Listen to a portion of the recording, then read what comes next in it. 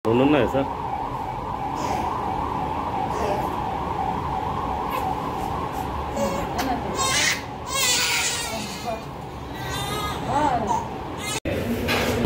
Check ng height ng magtatay.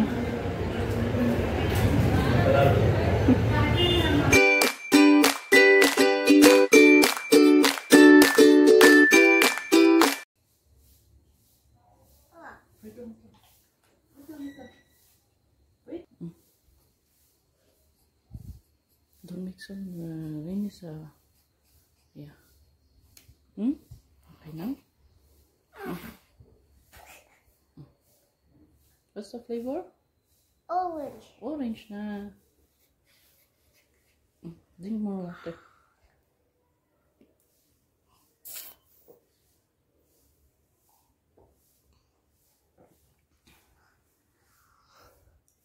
Check your temperature. Give it a me.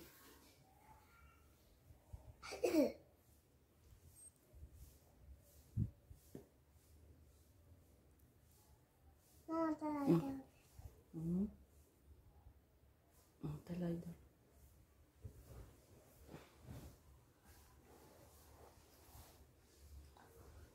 Nilalagnat si Anika, guys. Na inuubo, sinisipon. Dalawa kami. At nilagnat din kami kahapong dalawa. How do you feel, no, Langga? Kagabi naman, ako nilagnat kahapon. Si Anika kagabi na nilagnat. Wala akong tinulugan kagabi. Hindi nyo man makikita, guys, dahil sabog na sabog ang itsura natin. Si Rain, kagabi, wala rin tong Alam niyo ba to si Loring? Alauna hanggang alas 4 gising. Diyos ko po, wala akong tinulugan. Duty kami kagabing dalawa. Aragoy. Ngayon na natulugan, tumabang ng alas 5. Good morning, guys. Ayan, kumusta kayo? So, nakita niya naman si Inday Badida. Lalagnat ako, guys. So, kagabi minom ako ng gamot. Tapos ngayong umaga na naman, nito lang. Kainom ko lang ulit ng gamot dahil bumalik na naman yung lagnat ko. Akala ko nga magiging okay na ako ngayon. So, today, tatawag kami mamaya ulit sa clinic. Kasi nga, very late na yung vaccine ni Ring dahil yung doktor 1 week na nasa bakasyon kaya hindi kami makakapag-inject 1 week kami tanong ng tanong kasi sabi nila 2 days lang daw wala yung doktor, may doktor dun, guys, pero pang check up lang, pero yung sa mga vaccine hindi pa kasi yung doktor mismo na magbibigay ng vaccine hindi pa siya bumabalik sa duty niya. So ngayon titingnan natin baka bumalik na siya. Ayan, so wala. Kanina pagising ko, alas 5 na ako natulog, guys. Tapos ginising na naman ako ni Papa para magkape. Hindi na ako nakatulog, so wala talagang tulog. So mamaya, ewan ko kung anong sitwasyon ko mamaya.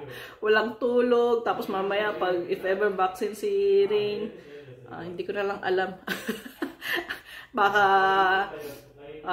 hopefully naman makasurvive ta. Pero syempre, di ba, nanay. Alam niyo naman pag nanay lahat kakayanin. So, nanay tayo eh. Wonder Woman tayo eh. Sabi ko kay Papa, if ever talaga mag-vaccine kami, mag-take siya ng leave kasi hindi ko kakayanin dahil wala talaga akong tulog. Kita niyo naman yung eyebag ko. Tapos nilalagnat pa ako. Kinakaya ko lang, guys. Kasi wala naman akong magagawa dahil wala naman kaming katulong dito sa bahay. So, sinasamantala ko na ngayon, guys, habang tulog pa si Rain, gumawa ng mga gawaing bahay. Nagluto na nga ako bago kami umalis para hindi na kami ulit bibili ng pagkain sa labas kasi 4 na araw kami walang gas, alam niyo ba yun? Tapos puro pagkain sa labas yung kinakain namin. Nabuntod na yung tiyan ko, guys. So ngayon nag-prepare ako ng kanilang pagkain ni Papa. At mamaya tignan ko kasi may manok pa ako tsaka at baka magsabaw ako. Dahil gusto kong humigot ng sabaw. So nagluto na ako. So para if ever na umalis kami maya, pagbalik namin may pagkain na kami, din na kami bibili sa labas. Na ano ko na lang si Rin. Apa-dede ko lang sa kanya. Kasi sunduin pa namin si Anika bago kami umalis. Sama talagang pakiramdam ko, guys. Si Anika inuubo, sinisipon, nilagnat. Ako naman nilalagnat. Tapos parang magkakaroon ako ng ubo tsaka sipon. Hindi ko alam sa ano siguro to, guys. Nga, diba sabi ko sa inyo, wala kaming gas. puro malamig. Yung, alam niyo ba yung tubig doon sa may pot? Ang lamig kasi ng tubig. So, hindi ako makapag-init ng tubig namin kasi sa may rice cooker, guys. Napansin niyo ba, guys, sa may rice cooker, pag diyan ka magpapakulo ng tubig, parang nangingitim. Parang nakakatakot uminom. Kasi nga, parang, di ba, aluminum yata itong nasa rice cooker. So, natatakot kaming uminom na dyan magpakulo ng tubig. So, ang nangyari, 4 days kami puro malamig ang iniinom eh. Yung weather ngayon dito sa Hyderabad na malamig na, makulimlim na nga sa labas eh. Masakit lang, sampay pa ako.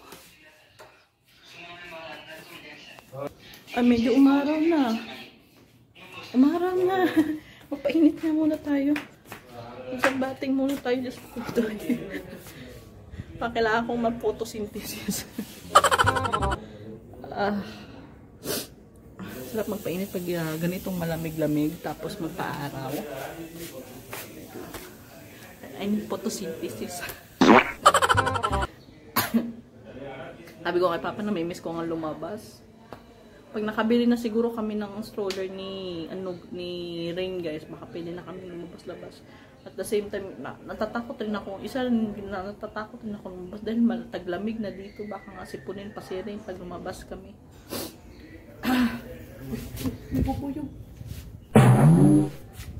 Ay, do I look like a flower? No? Maybe they're busy. Matawag si Papa, guys, sa clinic. Tingnan namin baka available, bumalik na yung doktor.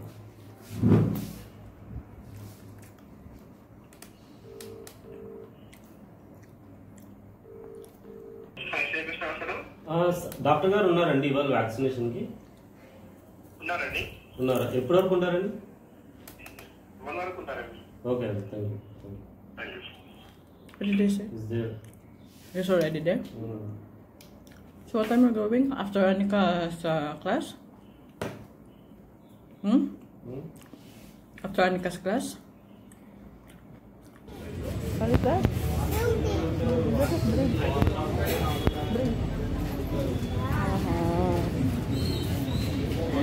So nag-aantay na lang kami ng aming round. Manatang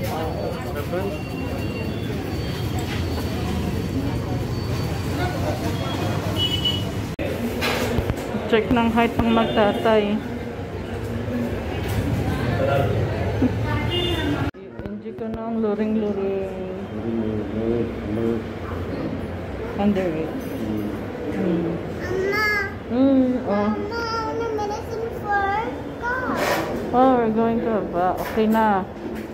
Kasama na rin namin check up ang Anika, guys.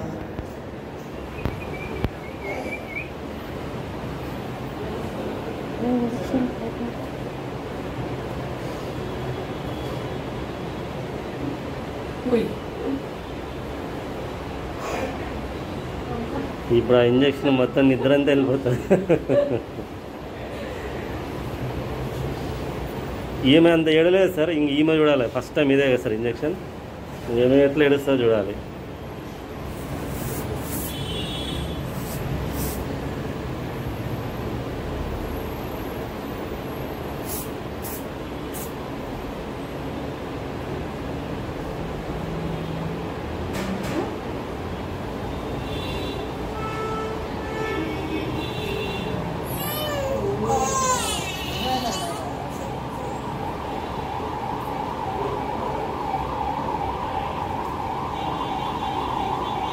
అమ్మో, 2 ఉన్నాయా sir?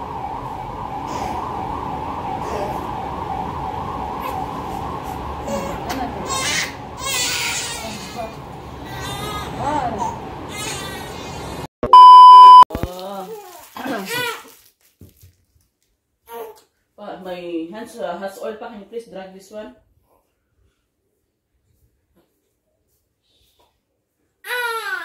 Oh, yeah. May epekto na yung gamot kay Rain, guys. Oh, sure. Oh. Oh. Drag it like this. Okay, no? She feels hungry also. That's what. Naresetahan siya ng paracetamol para sa kanyang lagnat. Kasi lalagnat din to. Complete milk. Uy. Apa. Then get anything with this. Medicine.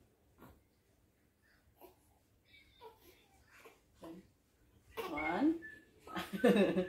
Oy.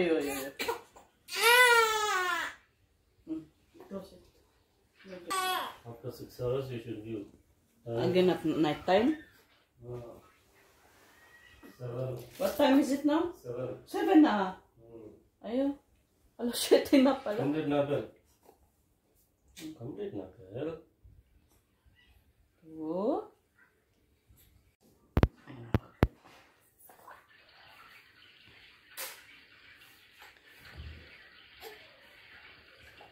Kada gagalaw si Rin, guys, umiiyak siya. Siguro masakit yung in-inject sa kanya. Itong in-inject sa kanya, guys, actually pinapili kami nito kung painless ba o yung normal na injection. Kasi yung normal injection, alala namin kay Anika.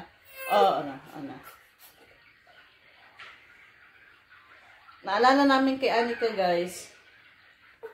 Grabe yung iyak ni Anika nung tuloy-tuloy iyak niya. Pero yung kay Rin kasi ngayon lang siya umiiyak. Kanina, tulog lang siya ng tulog. So ngayon na siguro medyo umi-epekto yung sakit ng injection na.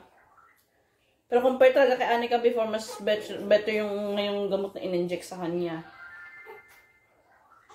Yung painless kasi, nagulat ako sa binayaran namin, guys, 6,000 yung vaccine na ibinigay sa kanya. So, siguro yung kay Anika kasi, yung normal na vaccine, 4,000 yung sa kanya before. So, dito ngayon na ipinaturok sa kanya, siya, painless.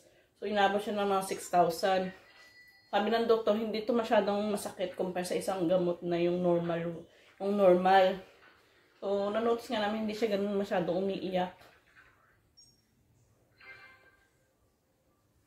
Napadigay ko si Rin. Saan pa wala naman dinede sa akin? Paano ginawa niya ng bubble gum? Dede ko.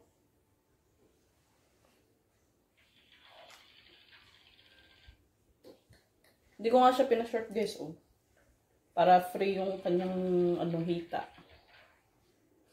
Si Anika, Diyos ko po, nilalagnat ulit. Did you already give her medicine pa? Anika pa? Nasa banyo king. Natatakot talaga ako lumapit kay Rin, guys. Pati si Anika, parehas kaming sinisipon. Ako, umpisa na yung ubo ko.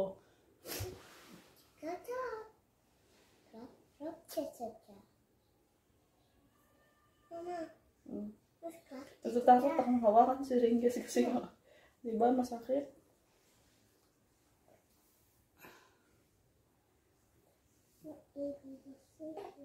Ganito ko siya padighay, mas mabilis siyang dumigay sa ganitong posisyon. Pinipisil ko lang yung tiyan niya.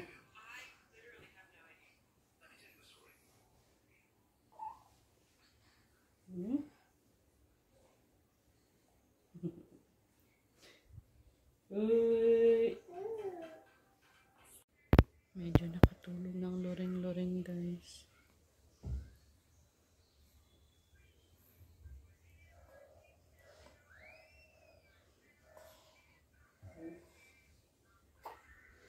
Ayan, pag nagalaw siya,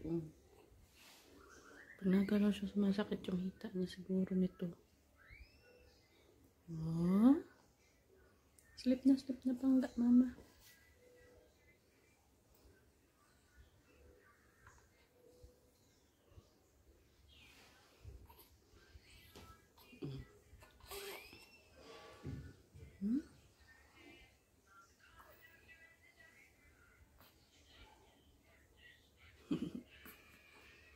This is Gaga's first injection. Aba.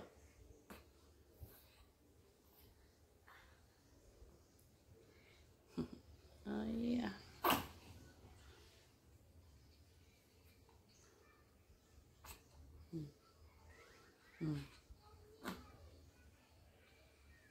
Ilong niyo. Anong yung ilong na yan? No. Papin? Oy ba? Pinyan? Aba. Mamaya pa-epekto ang gamot nito sa kanya. Oy, obo. Ping, ping. Oh, yan, baby ni mama.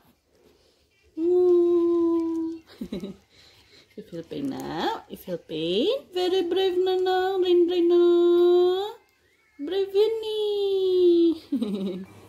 Naba muna ako, guys.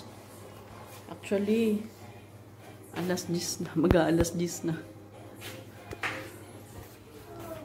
Tamang tulog pa si Anika. Si Rain. Sasampay muna ako. Actually, umuulan ngayon. Para bukas na akong intindihin, guys. Nakatutok ako bukas kay Rain. So, ngayong gabi, na ano ko yung mga gawaing bahay. Natapos ko na. Mostly yung paglalaba. Diba saan ka pa? Alas 10 nag-jacket pa.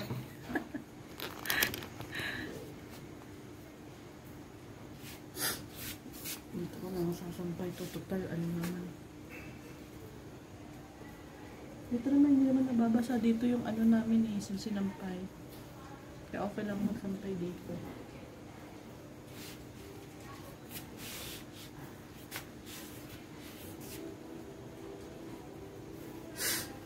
Notice ko sa nila pag nagsasampay, hindi nila binabaliktad yung damit.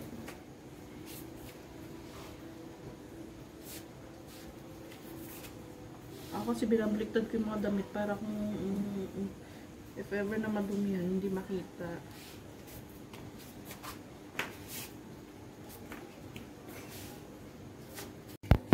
Kain tayo, guys.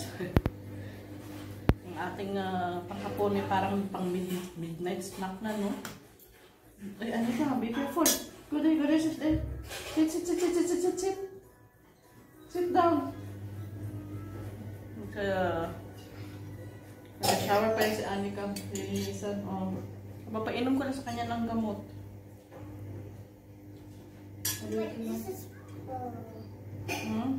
At may patis tayo, guys. Patis. Kasi ang ulam natin na yun yung sabi ko dito sa inyo. Nilagang manok.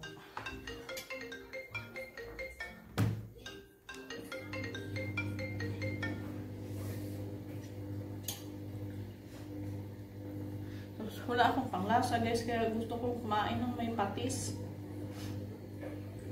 Parang asin lang naglalasaan ko. Kain po tayo. Luto din ako nito para si Anika kako. Makahigop-higop ng sabaw.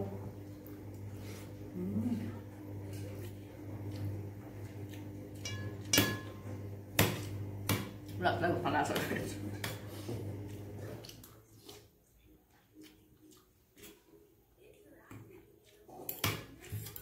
Medyo okay naman na pakiramdam ko.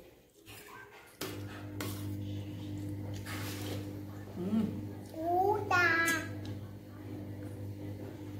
Mama.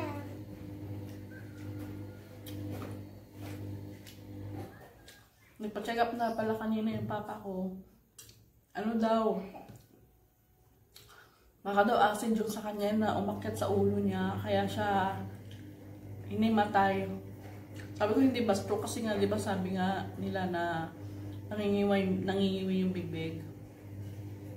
Paano daw kasi, sabi ni mama, nung araw na yun, umuwi daw, gutom. Tapos nag-shot ng isang ano lang naman, yung isang shot lang. Tapos pagkatapos mag-shot, after some minutes, humigop ng sabaw, edi, naghalo na yung gutom, yung alak, tsaka yung sabaw.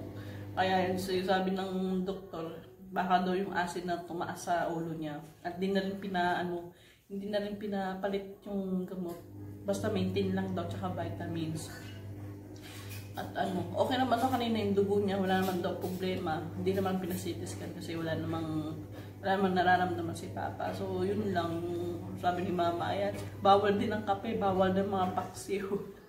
Pero kanina nagpaksiw sila. Hindi naman kasi alam nila na bawal. So ewan ko lang, baka Nagbili lang sila ng lutong ulam sa labas para kay Papa. So, we feel relief na hindi naman ganun nangyari kay Papa. Sabi ko, bakit nangiwi yung bibig? Sabi niya, ayun nga, baka nga daw nabigla. Kasi nga, di ba natumba? So, bago tayo magsara guys, pakita ko lang sa inyo. Ito yung website yan. Kita niyo ba? Yung website ng FRRO. So, nag-apply na tayo last time. So, ito na yung nag-request lang ng re-upload missing an additional document. Kasi yung tawag nito, yan, pindutin natin. So, ito yung ating bakit dalawa? Same lang pala to. Ayan. Ito, kindly upload within 7 days from the date of request. Okay. So, passport expiry. So, they need my passport expiry extended page.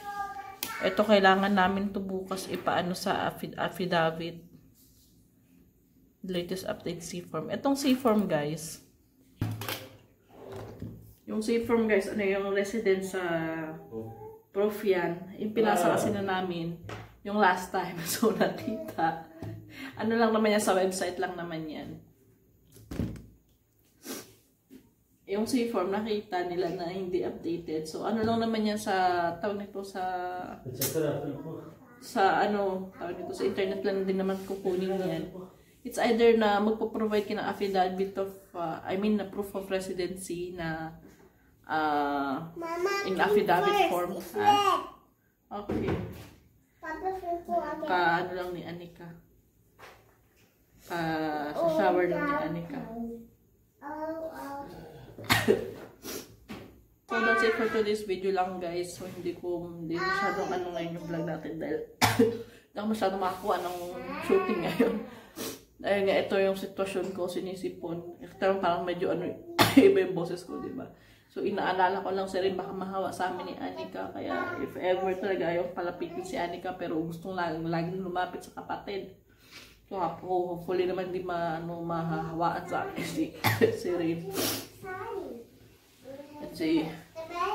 And yan muna sa ngayon guys. Maraming salamat sa pag-subscribe lagi sa ating vlog. Ayan. Sige, see you on the next vlog guys. Paalam. Di ko na nangangatin yung lalamunan ko. Bye bye guys. Good night. God bless and take care. Bye bye.